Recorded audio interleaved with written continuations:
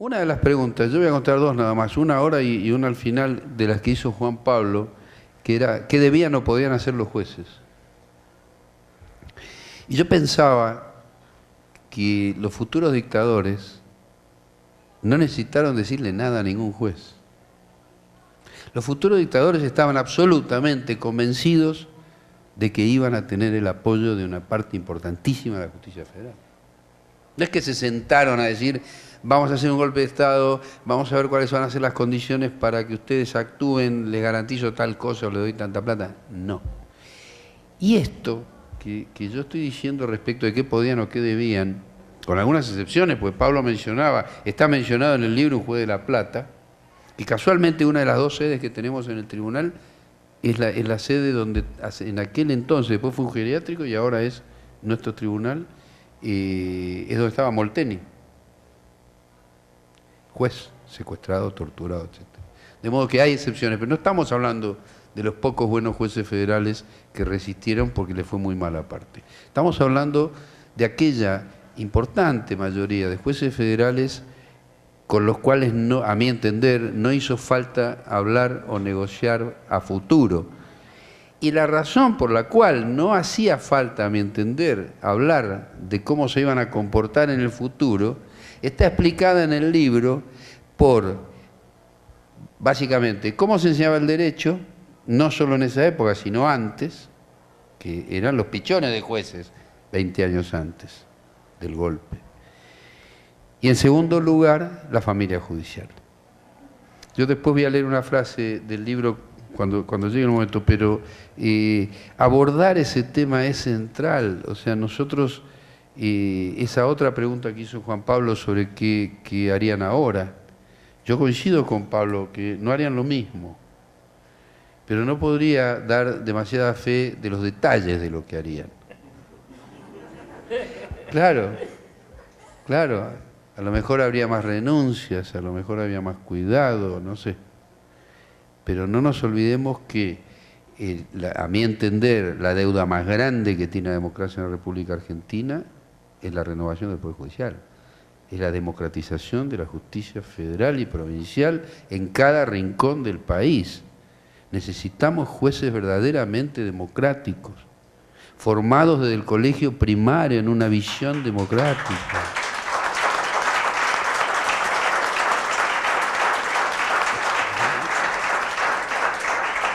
Yo creo que ahí radica por qué yo creo que este libro es tan importante. Porque se mete con esto, se mete con cómo hay que enseñar el derecho, se mete con quién enseña el derecho. Hace un ratito conversando hablábamos de dos jueces de La Plata que hace 20 años que estaban dictando sentencias y que enseñaban en la facultad. En la misma facultad a la cual se puede referir Pablo o yo. Y estos dos jueces sacaban de repente un fallo en el cual le bajaban la pena, como Cámara de Casación de la provincia de Buenos Aires, le bajaban la pena a la mitad a un pastor evangélico que había abusado de unas niñas de su grey, porque pertenecían a un sector social que se iniciaba sexualmente más temprano. ¿Y qué pasa? Que esos mismos jueces, que hacía muchos años que venían haciendo esto, y yo lo digo porque yo escribí artículos sobre ellos muchos años antes, en Página 12, antes de que pasara este escándalo, y seguían siendo jueces.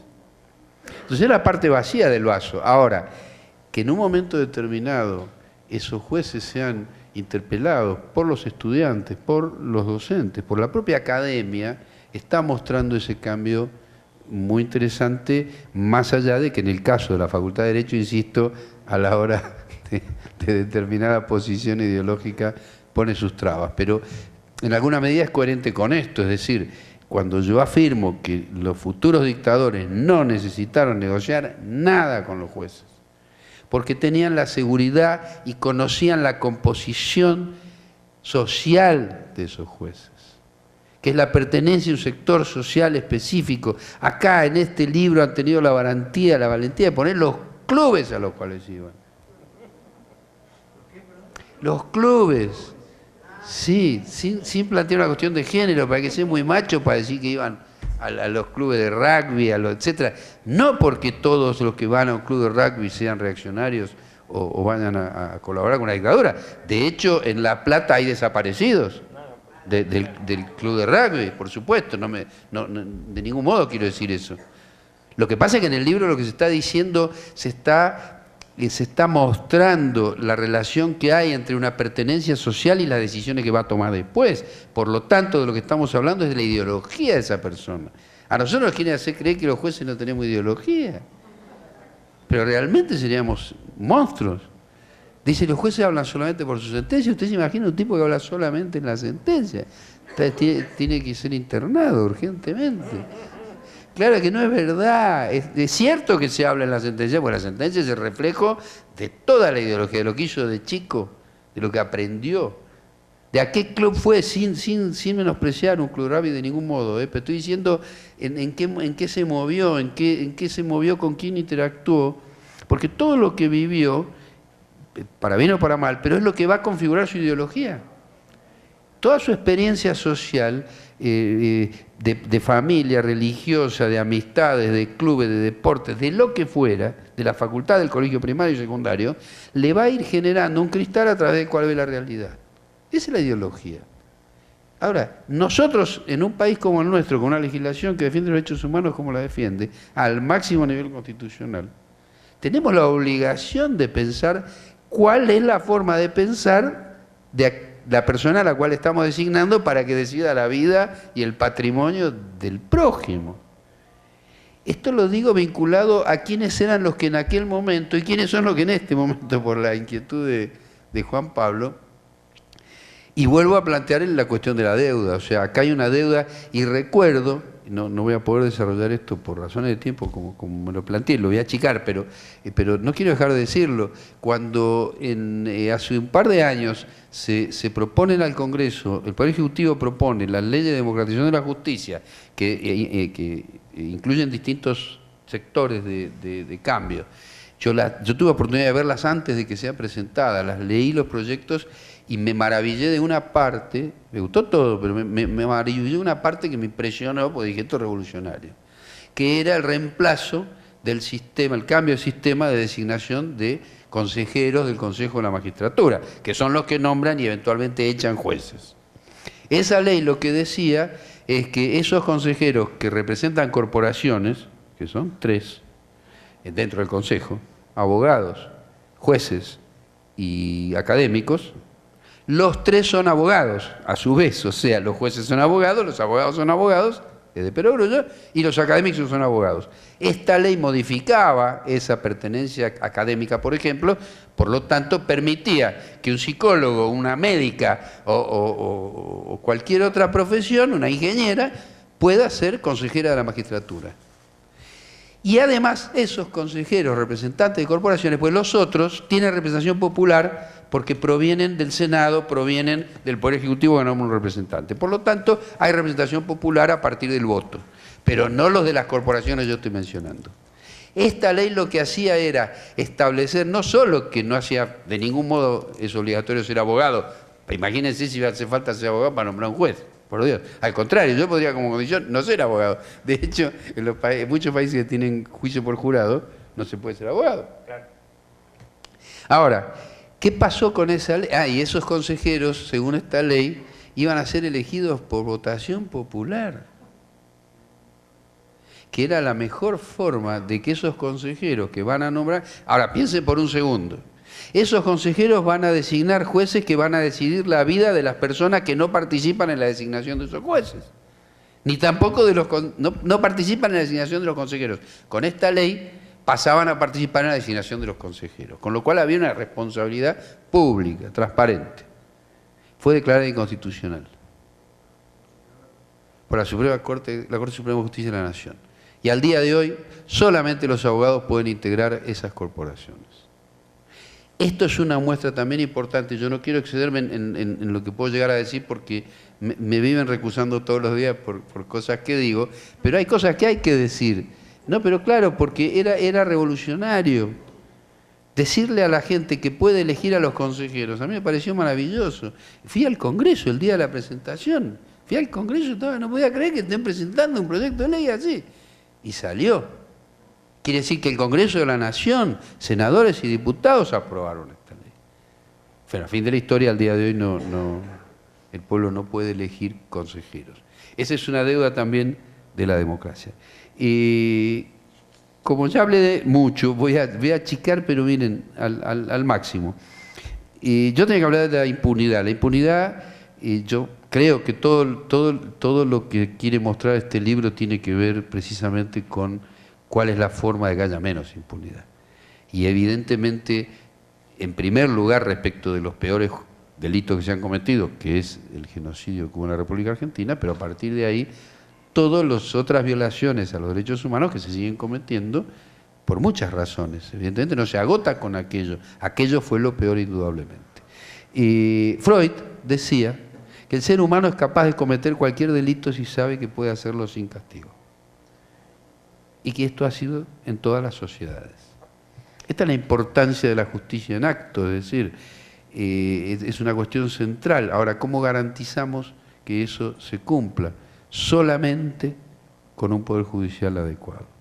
Y en dos palabras, una síntesis de todos estos años: hubo un proyecto económico en Latinoamérica en los 70, que es un proyecto económico que se sabía que iba a generar oposición, que iba a haber mucha gente que no iba a estar de acuerdo, porque era un proyecto de concentración de riqueza, exclusión, etcétera, etcétera, etcétera. Cualquier coincidencia, yo no me hago cargo porque me van a recusar.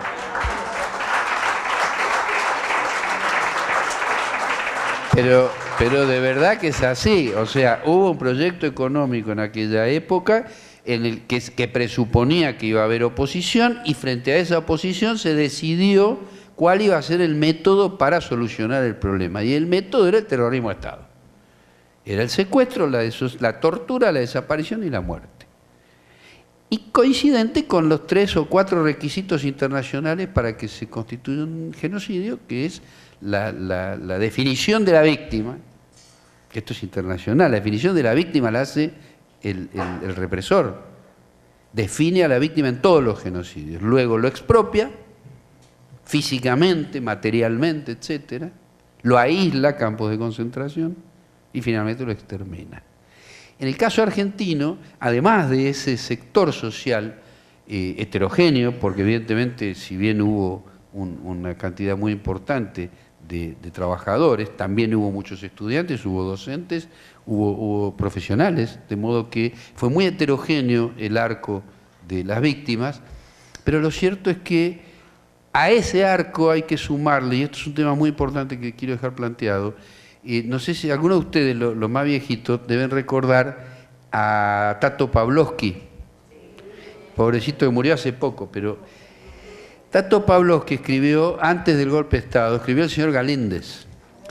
En El señor Galíndez, que hay una frase que yo pongo en una sentencia, que yo se lo pude contar en vida a este hombre, porque no lo sabía, que yo lo había puesto, que era una frase del represor que era: nosotros trabajamos por irradiación, por cada uno que tocamos 1000 paralizados de terror. Trabajamos por irradiación, decía. Esto lo escribe Tato Pavlovsky y se lo hace decir a su personaje. Lo impresionante es que esa irradiación, si por cada uno que se toca se afecta a 1000, 30.000 desaparecidos, son 30 millones de personas atravesadas por una cultura de terror.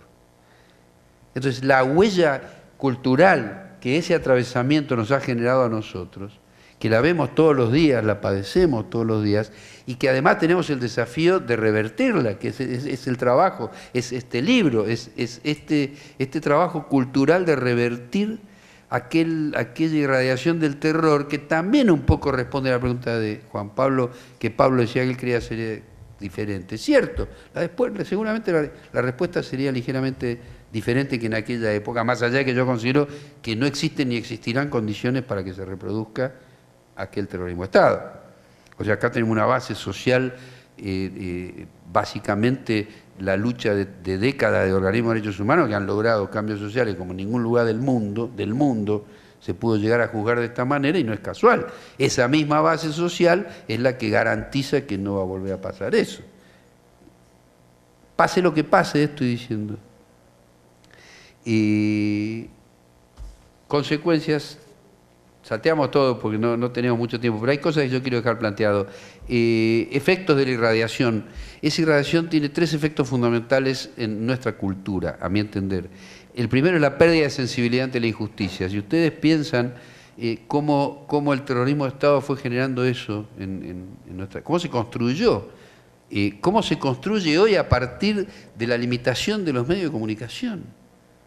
Cómo comienza a haber discursos hegemónicos. En aquella época veíamos los stickers, los que pasamos los 60 años, y vemos los stickers que decía los argentinos somos derechos humanos en los autos.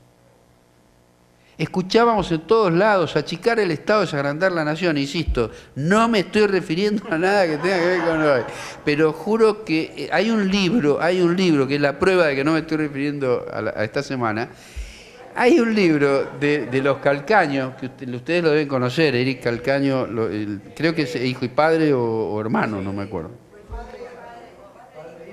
Ese libro, por favor, traten de encontrarlo, debe tener 20 años, se llama El Universo, con verso en cursiva, o sea que la palabra es universo, pero está dividido, El Universo Neoliberal. Y estos Calcaños, en ese libro que me impresionó, demistifica cada una de estas estupideces con títulos, ¿no es cierto? Por ejemplo, achicar el Estado es agrandar la nación. Son todas tonterías que nos quieren hacer creer a nosotros que es así. Por eso recortamos todo, por eso cuanto más recortemos mejor, porque entonces vamos a poder figurar en el mundo, ¿no? Que eso es un poco maravilloso. Bueno. Pero eso genera realmente también esa pérdida de insensibilidad. Esa pérdida de sensibilidad que nos hace a nosotros ver la injusticia pasar por delante, porque cuando se pregunta y se conversa acerca de si la violación de los derechos humanos terminó en aquel momento con el terrorismo de Estado, y sabemos que no. Pero no quiere decir que quienes gobiernan hoy tengan el mismo nivel de perversión que quienes gobernaron en la dictadura cívico-militar. No, pero no son de la misma dimensión, no están secuestrando, torturando y desapareciendo, eso lo tenemos que reconocer. Sin embargo, se están violando derechos. Y esas violaciones de derechos son, en parte, consecuencia de aquella cultura de insensibilidad, de aquella cultura de anomia. Pero ¿cómo no va a haber anomia si rechazaban los habeas corpus con costas? Por favor. Nosotros hemos denunciado en La Plata, en los juicios, decenas de jueces federales que iban apareciendo en los testimonios. Una jueza que integró conmigo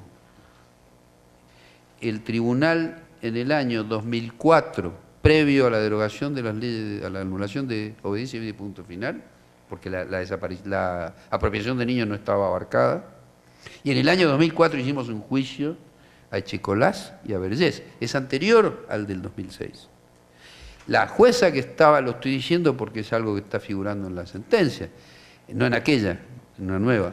La jueza que integró el tribunal en ese juicio fue mencionada luego en juicio de delito de lesa humanidad de von Bernich por uno y luego por otros testigos, porque era secretaria de la Justicia Federal de un juez que murió en la puerta del juicio por la verdad de La Plata.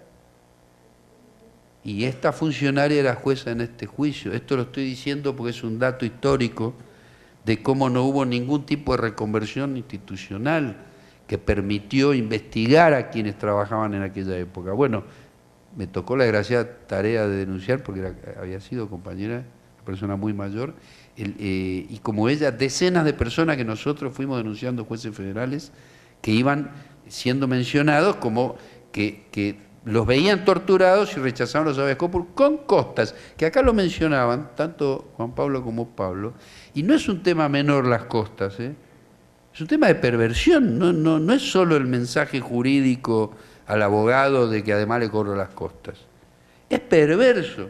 No, era para desalentar.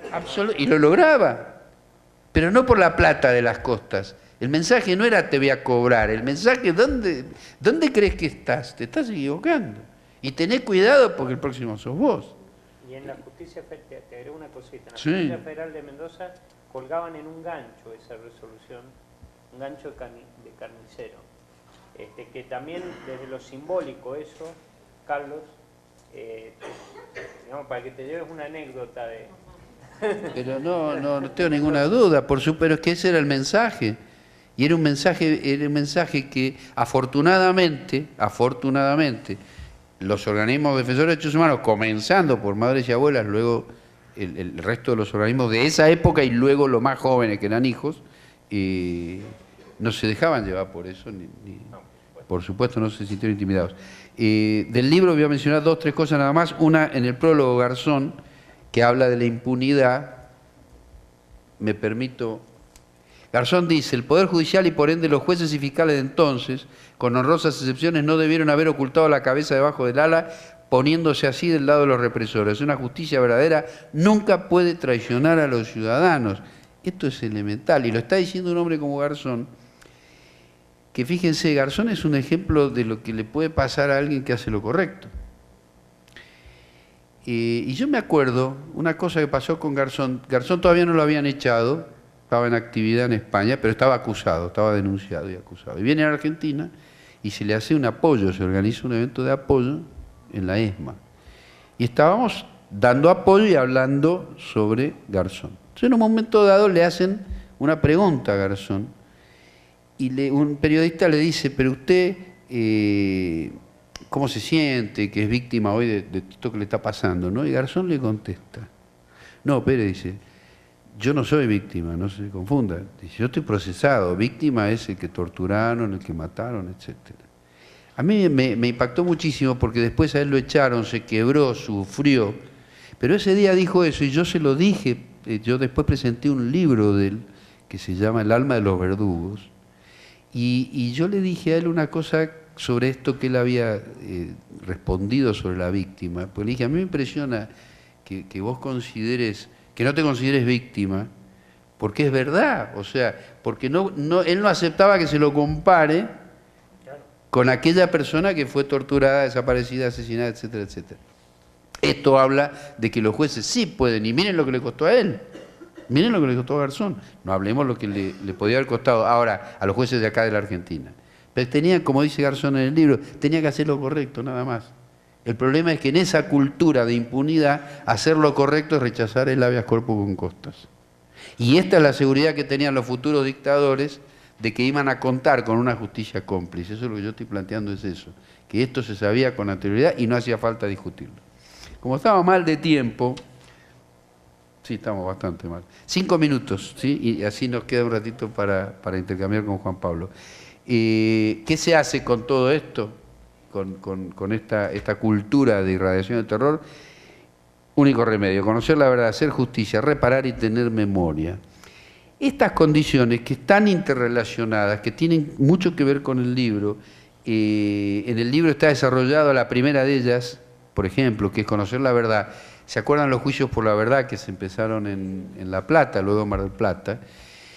Y que yo los seguí, si bien yo no los estaba haciendo porque era la Cámara Federal de La Plata, y yo estoy en Tribunal Federal Oral.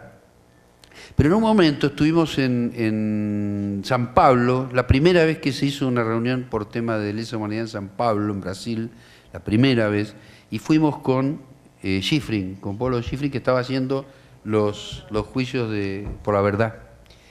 Y estaba también la mano derecha de Lula, que era el secretario de Derechos Humanos, que era ministro, tenía cargo de ministro de Derechos Humanos, que era Pablo Banucchi. Un hombre muy respetado en Brasil. Entonces el hombre hablaba, después que nosotros dos, entonces dijo, sí, terrible la Argentina, pero bueno, fueron 30.000 desaparecidos, dice. En Brasil fueron 600. Hay que buscar los huesos, o sea, el planteo que hacía el ministro de Derechos Humanos era la necesidad de buscar los huesos, decía, no de hacer justicia. Eso es cuando nos preguntamos por qué en Brasil no hacen justicia. Luego repitió lo mismo en la Argentina en un evento conjunto que se hizo sobre este tema y volvió a decir lo mismo, pero dijo 500 desaparecidos en vez de 600. También en la ESMA fue... No, pero fíjense qué interesante, fue un evento que estaba él, estaba Eduardo Luis Duhalde y él vuelve a decir lo mismo, cosa que a mí me llamó la atención porque yo en San Pablo le había dicho a Schifrin que me llamaba la atención que se expresara de esa manera sobre cuál es la expectativa que puede tener en materia de derechos humanos en Brasil. Estamos hablando de una persona respetada y querida y una buena persona. Cuando lo dijo en Argentina, por segunda vez, después yo hablé, y Y entonces y se menciona eso y dije la comparación, etcétera, y dije que precisamente, como en Argentina estábamos viviendo un proceso de juzgamiento de esos crímenes y torturas, era la gran diferencia con el Brasil de hoy, donde se sigue torturando. Lo estaba diciendo delante de él esto. Ahí hay un efecto cultural de qué le pasa a un país que lleva adelante este tipo de juicios. Esto no quiere decir ni mucho menos por lo que decía Pablo, yo creo que hay que seguir peleando siempre por mejores condiciones carcelarias, pero en la cárcel, pero con la gente en la cárcel. Y yo le decía, yo me refería a San Pablo porque yo ese día, cuando Shiffrin explicó los juicios por la verdad, yo le mencioné que mi sensación después de haberlos seguido esos juicios es que la verdad es muy importante pero no alcanza. Porque la verdad es estática, la verdad es una foto, la verdad necesita la justicia, que es dinámica. Y luego, con la justicia en acto, que es el juzgamiento y eventualmente, si corresponde, la condena, se está reparando. Entonces tenemos la verdad, tenemos la justicia, tenemos la reparación. Y de esa reparación voy a contar, y me quedan 2 minutos, porque como siempre me paso, pero una anécdota muy breve sobre la reparación. Cuando se termina el juicio a Miguel Echecolás, el primero de esta época, en el año 2006, no, fue anterior, el circuito Cafún fue posterior, esto fue en el año 2006, el único acusado era Miguel Echecolás, y esto está en video, está en YouTube, porque la Comisión por la Memoria lo filmó y hizo un video donde está Jorge Julio López declarando, es muy interesante ese video. En el final del juicio, al finalizar el veredicto, yo termino de leer el veredicto y se me acerca una madre y me dice lo siguiente, Edna falleció. Me dice, doctor, yo tuve una opresión en el pecho y no se estaba jugando el caso de su hijo en ese juicio. No se estaba jugando. Dice, doctor, yo tuve una opresión en el pecho durante 30 años. Se me fue. Entonces yo le digo, bueno, qué bien, qué sé yo. Me dice, no, pero se me fue. Entonces yo le digo, al oído, le digo, Edna, le digo, yo hace unos años tuve un infarto. Si usted sigue hablando voy a tener otro. Esto sucedió ya le digo, en las escenas esas no se escucha esto que estoy contando, pero fue para mí esta frase de Edna, la frase y el gesto, fue la forma más clara de mostrar cómo la justicia en acto es reparación. Y ese es el paso anterior a la memoria, porque si se cumplen los anteriores, o sea, si conocemos la verdad, que eso solo está llevando a la justicia, y la justicia trae reparación, eso va a permitir que en estas universidades se pueda cultivar la memoria como se está cultivando y como yo les doy mi palabra de honor que se va a seguir cultivando, porque este proceso que estamos viendo en Argentina es absolutamente irreversible. Muchísimas gracias.